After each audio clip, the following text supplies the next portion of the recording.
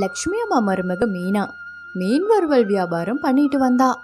அவளுடைய கைப்பக்குவம் எல்லோருக்கும் பிடிச்சு போக அவ கடையில கூட்டமும் அதிகமாச்சு. மீன் கடை பக்கத்துல கணபதியும் ஹோட்டல் நடத்திட்டு வந்தாரு. அப்ப ஒரு நாள், டே பாலு, என்னடா வழக்கமா நம்ம ஹோட்டல்ல களை கட்டி கிடக்குமே, இன்னைக்கு என்னடான்னு பார்த்தா கூட்டத்தவே காணோம். ஐயா, உங்களுக்கு விஷயமே தெரியாதா? நம்ம தெருவில் மீனான ஒரு பொண்ணு புதுசா மீன் கடை ஆரம்பிச்சிருக்கா. எல்லா கூட்டமும் அங்க போயிருச்சுங்க. என்னடா பாலு சொல்ற? ஒரே நாள்ல நம்ம ஹோட்டல் வியாபாரத்தவே முடக்கி போட்டாலே, இத சும்மா விடக்கூடாதுடா. அந்த மீனாவை வளர விட்டோம்னா நமக்கு தான் ஆபத்து. அவளுக்கு ஒரு வழி கட்டுறேன் அப்படின்னு மீனாவுடைய வியாபாரத்துக்கு சதி பண்ண ஆரம்பிச்சாரு கணபதி. மறுநாள் சாயந்தரம் மீனா மீன் வியாபாரத்தை எல்லாம் முடிச்சுக்கிட்டு வீட்டுக்கு வந்தா. அப்போ மாமியார் கிட்ட, அத்தை, இன்னைக்கு வியாபாரம் ரொம்ப நல்லாவே போச்சு. அது மட்டும் இல்லத்த, எனக்கு ஒரு பெரிய ஆர்டரும் கிடைச்சிருக்கு. அட்வான்ஸும் பண்ணிட்டு போயிருக்காங்க. அவங்களுக்கு நாளை மறுநாள் 9 கிலோல மீன் வறுவல் வேணும்னு கேட்டிருக்காங்க அப்படின்னு சொல்லவும், யாமா மீனா, இப்பதான் நீ வியாபாரத்தவே ஆரம்பிச்சிருக்க, அதுக்குள்ள பெரிய ஆர்டர் எல்லாம் வேண்டாமா? எனக்கு என்னமோ அகலக்கால் வைக்கிறியோன்னு தோணுது. ஆமா மீனா, இத கொஞ்சம் யோசிச்சு தான் செய்யணும். இல்லைங்க, அட்வான்ஸ் வாங்கிட்டேன். அது மட்டும் இல்லைங்க, மீனுக்கும் ஆர்டர் கொடுத்துட்டேன். நாளைக்கு காலையில ஃப்ரெஷ்ஷா எல்லா மீனும் வந்துடும். மசாலா தடவி வறுக்கிறது மட்டும்தாங்க வேலை அப்படின்னு மீனா சொல்லவும், ரவிக்கும் இந்த ஆர்டரை எடுக்க கொஞ்சம் பயமா தான் இருந்தது. மறுநாள் மீனாவுடைய மீன் கடையில மீனா ரொம்ப பிஸியா வேலை செய்துட்டு இருந்தா. அப்ப ஒரு பையன், அக்கா இந்தாங்கக்கா, நீங்க கேட்ட 9 கிலோ மீன் எங்க முதலாளி கொடுத்து அனுப்பிச்சாரு. கண்ணா, மீனெல்லாம் ஃப்ரெஷ்ஷா தானே இருக்கு? அக்கா, எல்லா மீனும் ஃப்ரெஷ்ஷா தான் இருக்கு அப்படின்னு சொல்லி பக்கெட்டை திறந்து காட்டினா அந்த பையன். மீனெல்லாம் பார்க்க ஃப்ரெஷ்ஷா இருந்தது. ஏங்க, ஆர்டர் பண்ண மீனெல்லாம் வந்துடுச்சு. இத சுத்தம் செய்து மசாலா போட்டு வச்சிடுங்க. வீட்டுக்கு போகும்போது எடுத்துட்டு போய் ஃப்ரிட்ஜில் வச்சிடலாம் அப்படின்னு மீனா சொல்லவும், ரவியும் எல்லா மீனையும் கழுவி பக்கெட்ல போட்டு வச்சான். இதையெல்லாம் நின்று பார்த்து கொண்டிருந்தாங்க கணபதி ஹோட்டல் ஓனரும் வேலைக்காரன் பாலுவும். டே பாலு, சொன்னதெல்லாம் ஞாபகத்துல இருக்குதானே? இத பாரு, இந்த பக்கெட்ல கெட்டுப்போன மீனை மசாலா தடவி வச்சிருக்கேன். இந்த பக்கெட்டை கொண்டு போய் அங்க வச்சுட்டு அவளோட மீன் பக்கெட்டை எடுத்துட்டு வா அப்படின்னு சொல்லவும் பாலுவும் எடுத்துட்டு போனா. மீனா கடையில ரொம்ப பிஸியா வேலை பார்த்துட்டு இருந்தா. அக்கா, எனக்கு 2 வறுவல் மீன் கொடுங்கக்கா. உங்க வறுவல் மீன் ரொம்ப ருசியா இருக்குன்னு பேசிக்கிறாங்க. ஆமாக்கா, அப்படி என்ன மசாலாவை போடுறீங்க? தம்பி, அப்படியெல்லாம் எதுவும் ஸ்பெஷலா இல்ல. எங்க அம்மா சொன்ன கைப்பக்குவத்துல தான் செய்து தரேன். மீனா பிஸியா இருந்த நேரமா பார்த்து பக்கத்துல இருந்த பக்கெட்டை மாத்தி வச்சான் பாலு. மீனா அது தெரியாம வேலையில மும்மரமா இருந்தா. சாயந்தரம் மீனாவுடைய வீட்ல, யாமா மீனா, இந்த பக்கெட்ல என்ன வச்சிருக்க? ஒரே கெட்டு போன வாடையா அடிக்குது. அப்ப மீனா, அத்தை, நாளைக்கு ஒரு பெரிய ஆர்டர் வந்திருக்குன்னு சொன்னேன் இல்லையா, அதுக்கான மீன் தான் மசாலா போட்டு ரெடி பண்ணி வச்சிருக்கோம். அது ஃப்ரெஷ்ஷான மீன், அதுல எப்படி கெட்டு போன வாடை வரும்? ஆமாமா, நான் தான் இன்னைக்கு சாயந்தரம் அந்த மீனை எல்லாம் கழுவி மசாலா போட்டு வச்சேன். அதுல எப்படிமா கெட்ட வாடை வரும்? ஏண்டா ராமோ, அப்ப நான் என்ன பொய்யா சொல்றேன்? 2 பேரும் வந்து இங்க பாருங்க. அப்போ மீனா பக்கெட்டை திறந்து பார்த்தா. பார்த்த உடனே அதிர்ச்சி. அச்சச்சோ, ஏங்க இங்க வந்து பாருங்களே, எல்லா மீனும் கெட்டு கிடக்கு.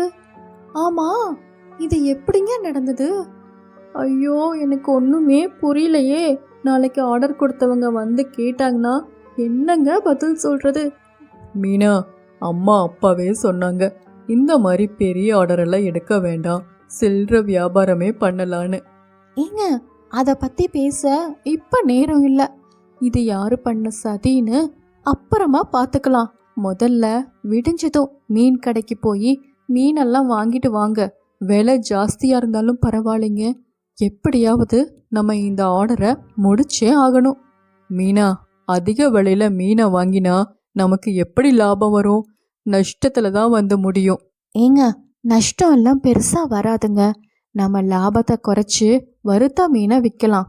இப்போதைக்கு இதைத்தான் பண்ண முடியும். இல்லைனா நமக்கு கெட்ட பேர் தான் வந்து விடிஞ்சதும் ரவி மீனை எல்லாம் ஃப்ரெஷ்ஷா வாங்கிட்டு வந்து அதை மசாலா தடவி வச்சான். மறுநாள் காலையில பாலுவும் கணபதியும் பேசிக்கொண்டு இருந்தாங்க. ஏண்டா பாலு, நம்ம தான் கெட்டுப்போன மீன் பக்கிட்ட மாத்தி வச்சோமே, ஆனா சம்பவம் இன்னும் எதுவும் நடக்கலையேடா. ஐயா, இப்பதானே கடை திறந்திருக்காங்க, இனிமேல் தான் சம்பவமே நடக்கும். கெட்டுப்போன மீனை வறுத்து விற்க ஆரம்பிப்பாங்க. கெட்டுப்போன மீனை சாப்பிட்ட ஜனங்க இவங்கள சும்மா விட மாட்டாங்க ஐயா. இன்னைக்கு இவங்க கடைய அடிச்சு நொறுக்க போறாங்க. பெரிய நஷ்டமே உண்டாக போகுது. இனி நமக்கு போட்டியே கிடையாது அப்படின்னு இவங்க 2 பேரும் செய்த சதி வேலைய பேசிக்கொண்டு இருந்தாங்க. நேரமும் போனது. கொஞ்ச நேரத்திலேயே கணபதி ஹோட்டல் முன்னாடி ஒரு கும்பல் கூடியிருந்தது. அங்க என்ன ஒரே கூட்டமா இருக்கு? என்ன விஷயம்? அக்கா, உங்களுக்கு விஷயமே தெரியாதா? கணபதி ஹோட்டல்ல கெட்டுப்போன மீனை சாப்பிட்டு 4 பேர் ஹாஸ்பிட்டல்ல அட்மிட் ஆயிருக்காங்க. அதனால கணபதி ஹோட்டல் ஓனர் மேல புகார் கொடுத்திருக்காங்க. அதுதான் அங்க அவ்வளோ கூட்டம் அப்படின்னு சொல்லிட்டு அந்த நபர் போனாரு. அப்ப பொன்னி, நமக்கு கெடுதல் நினைக்கணும்னு நினைச்சாரல்ல, அவரோட நிலைமை இப்படித்தான் ஆகும். என்ன சொல்ற மீனா? நமக்கு கணபதி ஹோட்டல் ஓனர் கெடுதல் நினைச்சாரா? அதுக்கும் இதுக்கும் என்ன மீனா சம்பந்தம்? சம்பந்தம் இருக்குங்க. நம்ம பக்கெட்ல இருந்த மீனெல்லாம் கெட்டு போயிருந்ததே, அதெல்லாம் எதார்ச்சியா நடக்கல. அதுல பெரிய சதியே நடந்திருக்கு. அதையும் நான் கண்டுபிடிச்சிட்டேன். நம்ம பக்கெட்டை மாத்தி வச்சது வேற யாரும் இல்லைங்க, அந்த கணபதி ஹோட்டல் ஓனர் தான். என்ன மீனா சொல்ற? அவ்வளவு பெரிய ஹோட்டல் நடத்திட்டு வராரு, அவரு எதுக்காக இந்த மாதிரி பண்ணணும்? மீனா, நீ சொல்றதெல்லாம் உண்மைதானா? அப்படியே இருந்தாலும் அதுக்கு என்ன காரணமா இருக்க முடியும்? ஏங்க, இதுக்கெல்லாம் காரணம் பொறாம தாங்க. கெட்டுப்போன மீனை எல்லாம் வச்சு நம்ம வியாபாரம் பண்ணனா நம்ம மேல கெட்ட பேரு வரும் இல்லையா, அதுதான் அவருடைய திட்டம். மீனா, அந்த கணபதி ஹோட்டல் ஓனர் தான் இப்படி பண்ணிருக்காருன்னு உனக்கு எப்படி தெரியும்?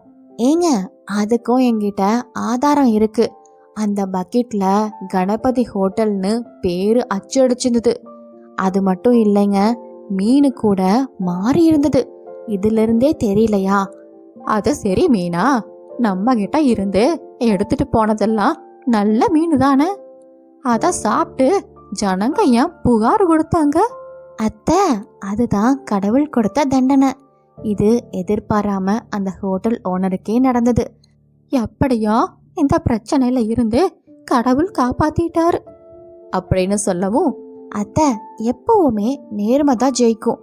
இதுக்கெல்லாம் நம்ம கவலைப்பட்டா வாழ்க்கையில முன்னேற முடியாது அப்படின்னு இந்த பக்கம் மீனா பேசி கொண்டிருக்கும் பொழுது அங்க ஹோட்டல் ஓனர் கணபதியும் பாலுவும் ஹோட்டலுக்குள்ள பயந்து போய் நின்று பேசி கொண்டிருந்தாங்க. டே பாலு, எப்படிடா கெட்டு போன மீன் நம்ம கடைக்கு வந்துச்சு? அந்த மீனாவோட வியாபாரத்தை கெடுக்கணும் தாண்டா நினைச்சோம். ஆனா கடைசியில அது நமக்கே வினையா முடிஞ்சிடுச்சேடா. ஐயா, ஒரு தப்பு நடந்திருக்குங்க. நேத்து ஹோட்டல்ல மூடிட்டு வீட்டுக்கு கிளம்புனதுக்கு அப்புறம் கரண்ட் போயிருக்கு. விடிய விடிய கரண்ட் வரவே இல்லை. மறுநாள் மதியம்தான் வந்திருக்கு. அதனால தான் ஃப்ரிட்ஜில் வச்ச மீனெல்லாம் கெட்டு போயிருக்கு. அது தெரியாமையே நம்ம கஸ்டமருக்கு வறுத்து கொடுத்துருக்காங்க நம்ம ஹோட்டல் சப்ளையருக. டேய், இதிலிருந்து தப்பிக்க என்னடா வழி? எனக்கு ஒன்றுமே புரியல. ஐயா, இதுக்கு ஒரே வழிதான் இருக்கு. ஆஸ்பத்திரியில் அட்மிட் ஆனவங்களுக்கெல்லாம் நஷ்ட ஈடு கொடுத்தா இந்த பிரச்சனை முடிஞ்சிடும். அப்படி இல்லைன்னா நம்ம ஹோட்டலுக்கே சீல் வச்சிடுவாங்க. கணபதியும் ஒரு பெரிய தொகையை நஷ்ட ஈடா கொடுத்தாரு. பிரச்சனையும் முடிஞ்சது. அதுக்கப்புறம் தன் தவற உணர்ந்து மீனா கிட்ட போய் மன்னிப்பையும் கேட்டாரு. அடுத்தவங்களுக்கு கெடுதல் செய்தா அது நமக்கே திரும்பி வரும்னு சொல்லுவாங்க. அதனால நம்ம எப்போதும் நல்லதே நினைப்போம். சுதாவும் பிரபுவும் திருமணம் முடிஞ்சு தனி கொடுத்துன வாழ்ந்து வந்தாங்க. சுதா ஆபீஸ்க்கும் போயிட்டு வீட்டு வேலையும் பார்க்க ரொம்ப சிரமமா இருந்துச்சு. சுதா, எவ்வளவு நேரம்தான் தூங்கிக்கிட்டே இருப்ப? வீட்ல போட்டது போட்டபடி கிடக்குது. இதையெல்லாம் எப்போ செய்துட்டு எனக்கு டிஃபன் ரெடி பண்ண போற? ஆஃபீஸ்க்கு டைம் ஆகுது அப்படின்னு கோபமா சொன்னா பிரபு. இல்லைங்க, நைட்டு கொஞ்சம் ஆஃபீஸ் ஒர்க் இருந்துச்சு, அதையெல்லாம் முடிச்சுட்டு படுக்க ரொம்ப லேட் ஆயிடுச்சு. இதோ இப்ப எல்லா வேலையும் முடிச்சுட்டு டிஃபனை ரெடி பண்ணிடுறேங்க, கொஞ்சம் வெயிட் பண்ணுங்க அப்படின்னு சொன்னா சுதா. இங்க பாரு சுதா, இதெல்லாம் உன்னுடைய பிரச்சனை. ஆஃபீஸ் ஒர்க்கு ஆஃபீஸ்லயே வச்சுக்கோ. வீட்டுக்கு வந்தா வீட்டோட ரெஸ்பான்சிபிலிட்டி உன்னோடது. லேட் ஆகிறதுக்கு இந்த மாதிரி காரணமெல்லாம் சொல்லாத அப்படின்னு கோபமா சொல்லிட்டு கிளம்புனா பிரபு. சுதா எழுந்திருச்சு வீட்டு வேலை சமையல் வேலை எல்லாத்தையும் முடிச்சுட்டு அதுக்கப்புறம் ஆபீஸ்க்கும் கிளம்பி போனான். ஆபீஸ்ல சுதாவுடைய ஃப்ரெண்டு ரம்யா. என்ன சுதா, இவ்வளவு லேட்டாவா வருவ? இப்பதான் மேனேஜர் 2 தடவை வந்து உன்னை கேட்டுட்டு போனாரு. ரொம்ப கோவமா வேற இருந்தாரு. நீ சீக்கிரம் போய் என்னன்னு கேளு. நான் என்ன பண்ணுறது ரம்யா, எல்லா வேலையும் நான் தான் செய்யறேன். என்னால வீட்டையும் கவனிச்சுட்டு ஆபீஸ் வேலையும் பார்த்துக்கிட்டு கிளம்பி வர ரொம்ப லேட் ஆகுது அப்படின்னு சுதா வருத்தப்பட்டு சொல்லிட்டு மேனேஜரை பார்க்க போனா. சார் அப்படின்னு கூப்பிடவே, என்ன சுதா, ஆபீஸ்க்கு வர நேரமா இது? ஹெச்ஆரா இருக்கிற நீங்களே இப்படி பண்ணினீங்கன்னா நான் எப்படி மத்தவங்கள கேள்வி கேட்க முடியும் அப்படின்னு மேனேஜர் கோவமா கேட்கவே, சாரி சார், வீட்ல கொஞ்சம் வேலை அதிகமா இருந்தது, அதனாலதான் கிளம்பி வர லேட் ஆயிடுச்சு. இங்க பாருங்க சுதா, வீட்டு பிரச்சனைய ஆபீஸ்க்கு கொண்டு வராதீங்க. இது உங்களுடைய ப்ராப்ளம். எனக்கு எப்பவுமே ஆபீஸ்ல கரெக்டா இருக்கணும். இது உங்களுக்கு லாஸ்ட் வார்னிங். இனி இப்படி நடந்தா நான் வேற மாதிரி ஆக்ஷன் எடுக்க வேண்டியதா இருக்கும் அப்படின்னு மேனேஜர் கண்டபடி சுதாவை பேசினாரு. அன்னைக்கு முழுக்கும் சுதா வருத்தமா வேலை செஞ்சுட்டு இருந்தா. அன்னைக்கு சாயந்தரம் ஆபீஸ் வேலையெல்லாம் முடிச்சுட்டு வீட்டுக்கு கிளம்ப வெளியே வந்தா சுதா. அப்ப மழை ரொம்ப அதிகமா வந்தது. ஐயோ, மழை என்ன இப்படி வருது, எப்படி வீட்டுக்கு போறது அப்படின்னு சொல்லிட்டு பிரபுக்கு கால் பண்ணா சுதா. ஹலோ ஏங்க, மழை ரொம்ப அதிகமா வருது, வந்து பிக் பண்ணிட்டு போறீங்களா அப்படின்னு சொல்லி சுதா கேட்கவும், சுதா, ஆபீஸ் ஒர்க்கு நிறைய இருக்கு. நான் நைட்டுக்குள்ள ரிப்போர்ட் சப்மிட் பண்ணியே ஆகணும். என்னால இப்போ வர முடியாது சுதா. ஆட்டோ ஏதாவது பிடிச்சி வீட்டுக்கு வந்துரு அப்படின்னு சொல்லிட்டு பிரபு போனை வச்சுட்டான். அதை கேட்ட சுதாவுக்கு ரொம்ப கஷ்டமாயிடுச்சு. அதுக்கப்புறம் ஒரு ஆட்டோ பிடிச்சு வீட்டுக்கும் வந்தா. வீட்டுக்கு வந்து பார்த்தா வீடு அலங்கோலமா இருக்கு. கிச்சன்ல போட்டது போட்ட மாதிரியே இருக்கு. பிரபு சாப்பிட்ட பிளேட்டு கூட எடுக்கல, டைனிங் டேபிள்ல அப்படியே இருந்தது. சுதா எல்லா வேலையும் முடிச்சுட்டு நைட்டு படுக்கிறதுக்கு மணி 12 ஆயிடுச்சு. இப்படியே நாட்கள் போய்கொண்டே இருந்தது. சுதாவுக்கு வேலை நாளுக்கு நாள் அதிகமாகி போனதுனால அவளுடைய உடம்பு மனசு ரொம்ப சோர்வாச்சு. ஒரு நாள் பக்கத்து வீட்டு பரிமளா மாமி கிட்ட சக்கரை இரவல் வாங்கறதுக்காக போயிருந்தா. என்ன சுதா, நீ பார்க்க ரொம்ப டல்லா இருக்க. முகத்துல பொலிவே இல்லையே, என்ன ஆச்சு? வீட்ல ஏதாவது பிரச்சனையா அப்படின்னு பரிமளா மாமி கேட்கவும், பிரச்சனையெல்லாம் இல்லை மாமி, எல்லாமே ஒர்க் ஸ்ட்ரெஸ் தான். ஆஃபீஸ்லயும் நிறைய ஒர்க் இருக்கு. ஆஃபீஸ் முடிஞ்சிட்டு வீட்டுக்கு வந்ததுக்கு அப்புறமும் எல்லா வேலையும் நான் தான் செய்யணும். அது மட்டும் இல்லை, சரியா தூக்கமும் இல்லை, அதனாலதான் மாமி அப்படின்னு ரொம்ப வருத்தப்பட்டு சொல்லவும், அதை கேட்ட பரிமளா மாமி, என்ன சொல்ற சுதா? எல்லாத்தையும் இழுத்து போட்டு செஞ்சா உடம்பு என்னத்துக்கு ஆகும்? நானும் வேலைக்கு போயிட்டு தான் இருக்கேன். ஆனா என்னுடைய ஹஸ்பண்ட் வீட்டு வேலையில எனக்கு ரொம்ப ஹெல்ப் பண்ணுவாரு. அவரும் சரிக்கு சரி எல்லா வேலையும் இழுத்து போட்டு செய்வாரு. அதனால தான் எப்பவுமே நான் ஆக்டிவா இருக்கிறேன். அது மட்டும் இல்ல, நமக்கும் கொஞ்சம் ரிலாக்ஸ் பண்ண டைம் வேணும் தானே அப்படின்னு பரிமளா மாமி சொல்றத கேட்ட உடனேயே சுதாவுக்கு ரொம்ப வருத்தமா போச்சு. கவலைப்படாத சுதா, நான் சொல்ற மாதிரி உன் வீட்டுக்காரர்கிட்ட போய் சொல்லு. உன் பிரச்சனையும் ஒரு முடிவுக்கு வரும் அப்படின்னு ரகசியமா ஒரு யோசனை சொன்னாங்க பரிமளா மாமி. அதுக்கப்புறம் வீட்டுக்கு வந்த சுதா, என்ன சுதா, எங்க போயிருந்த? எவ்வளவு நேரமா நான் டீ கேட்டுட்டு இருந்தேன். வீட்ல சக்கரை இல்லைங்க, அதனால தான் பக்கத்து வீட்டு பரிமளா மாமி கிட்ட போய் வாங்க போயிருந்தேன். ஏன் நீ கடைக்கு போய் வாங்கிட்டு வரக்கூடாதா? குடும்பத்தை மேனேஜ் பண்றது நீதான். இப்படி இரவல் வாங்கிட்டு இருக்கியே, இதெல்லாம் முன்னவே வாங்கி வைக்கணும் சுதா. இது கூட உன்னால செய்ய முடியாதா? ஏங்க, எவ்வளவுதான் நான் வேலை செய்யறது? நானும் ஒரு மனுஷிதான், மிஷின் இல்ல அப்படின்னு சொல்லிட்டு ரொம்ப கோவமா உள்ள போனா சுதா.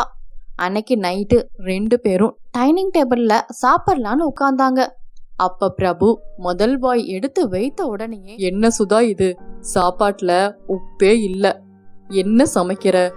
வர வர நீ செய்யற சமையல் சாப்பிட முடியல அப்படின்னு பிரபு சொல்லவும், இல்லைங்க, ரொம்ப டயர்டா இருந்துச்சு, உப்பு போட்டனா இல்லையான்னு கூட கவனிக்கவே இல்லைங்க அப்படின்னு சொல்லவும், சுதா இன்னைக்கு மட்டும் இல்ல, இப்ப எல்லாம் டெய்லியும் நீ சமைக்கிற சமையல் இப்படிதான் இருக்கு.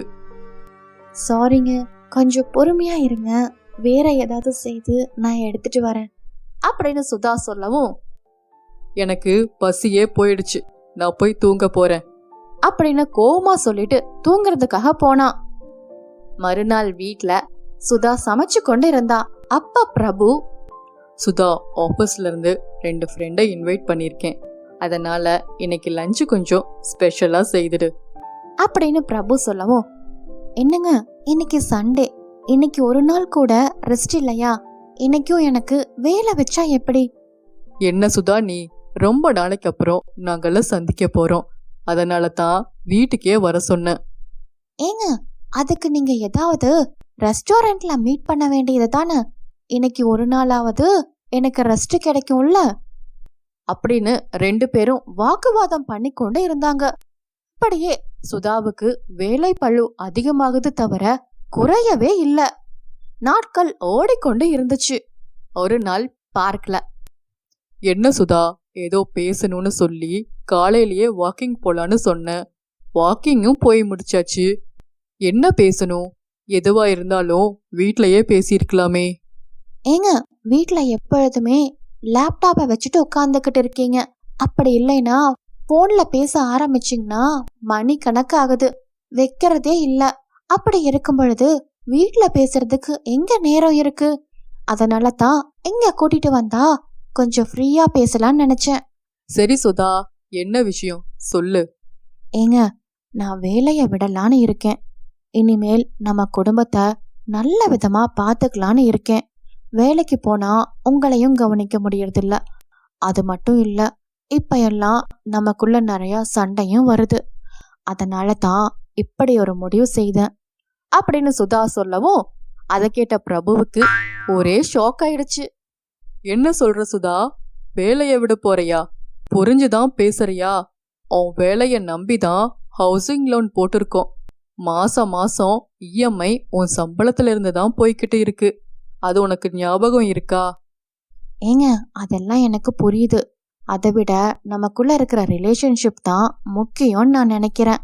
ஏங்க, என்னால ஆஃபீஸ்லயும் வேலை பார்த்துக்கிட்டு வீட்டுக்கு வந்ததுக்கு அப்புறம் எல்லா வேலையும் என்னால பார்க்க முடியல. மென்டலா ரொம்ப டயர்ட் ஆயிட்டு இருக்கேன். எனக்கு ஹெல்ப்புக்கு கூட யாருமே இல்லை. அதனால தான் இப்படி ஒரு முடிவு செய்தேன். பிரபுக்கு என்ன செய்யறதுனே தெரியல. ரொம்ப குழம்பி போனான். நாட்களும் ஓடிக்கொண்டே இருந்துச்சு. ஒரு நாள் ஆபீஸ்ல இருந்து வீட்டுக்கு வரும் பொழுது பக்கத்து வீட்டு பரிமளாவுடைய கணவர் ராஜு வந்தாரு. என்ன பிரபு, ஏதோ குழப்பத்துல இருக்கீங்க போல இருக்க, என்ன விஷயம்? ஒன்னும் இல்ல சார், என் வைஃப் சுதா வேலையை விட போறாளாம். அப்படி அவ வேலைய விட்டுட்டா நான் எப்படி ஹவுசிங் லோன் கட்ட முடியும்? அவ சம்பளத்தை நம்பிதான் ஹவுசிங் லோன் எடுத்தேன். அதுதான் ரொம்ப குழப்பமா இருக்கு. பிரபு சார், நான் சொல்றேனேன்னு தப்பா எடுத்துக்காதீங்க. அதுக்கெல்லாம் நீங்க தான் காரணம்.